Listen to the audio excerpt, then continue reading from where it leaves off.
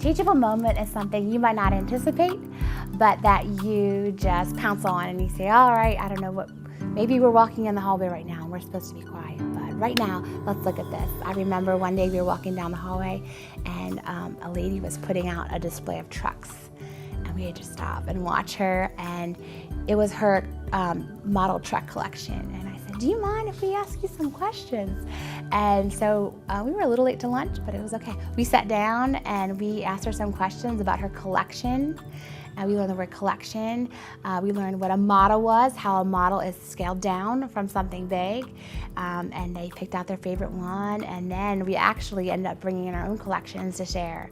And we made it to lunch, and they all still got fed. But it was a teachable moment because I didn't see it coming, but I seized the opportunity just for some vocabulary development and for some learning. How much time do children need to play? You know, play is our philosophy. I mean, children learn through play. That's how they're learning. You know, they're experimenting with the world. You know, those hands-on activities. You know, that's where that true learning is really going to take place. Those teachable moments. So if children had all day to play, they would play all day. That's what they do. What a better place to be than with 20 of your best friends, like all day long. They say that they need an hour of inside playtime. You know, that's what we strive for, is that hour of inside playtime, the hour of outside playtime. An hour for sure of that playtime inside. Kids love to play, it's what they do. It's their work, you know, it's their work. You know, how long does it take us to do our work? You know, our work is 8 hours a day and plus some. Try pushing your power button on the top. Let's see if we can find the power button on the top of yours.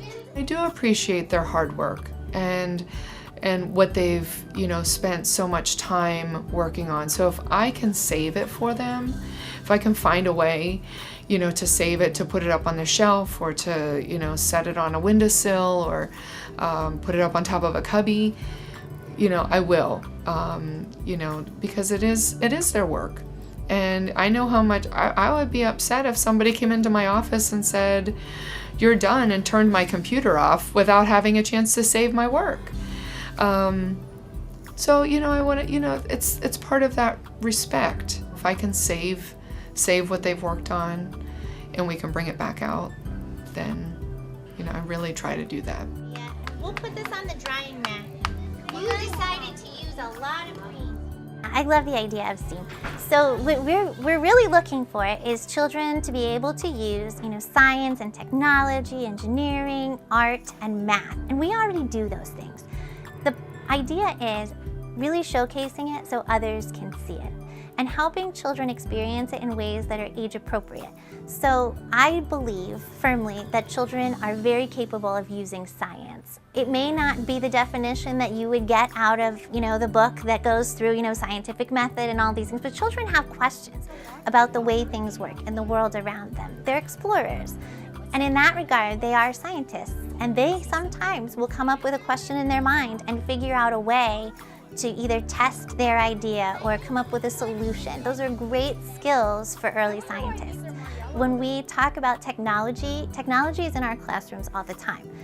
Some of our classrooms do use big pieces of technology, you know, computers, iPads, digital cameras, but that's not necessarily the type of technology we're talking about. Technology, if you look at the definition, can really be just a handheld, simple tool. And our children use those all the time, whether they're working in the Play-Doh center, using the knives and rolling pins, if they're, you know, using math manipulatives, measuring with cubes and non-standard units. Those are pieces of technology that they're very comfortable functioning with. And engineering shows up in our block centers all the time.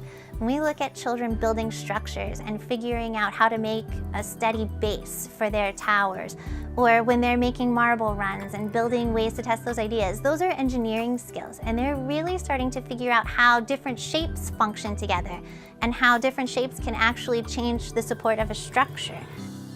Art, when you're talking about art as a process, is very scientific. When children are exploring with color mixing, or if you have maybe paints of different textures, if you're using brushes of different widths and different textures, there are so many ways that children can explore. Cutting tape, using different types of adhesive.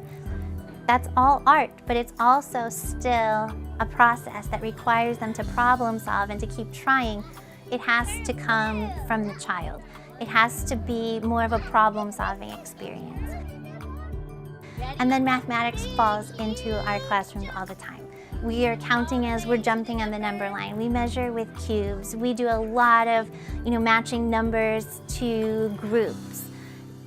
It happens all the time. We're using balance scales. We're thinking about things like weight. We use our sensory table for, explorations of volume when we have water in it and children are using different cups. It's happening all the time. We just need to start recognizing it.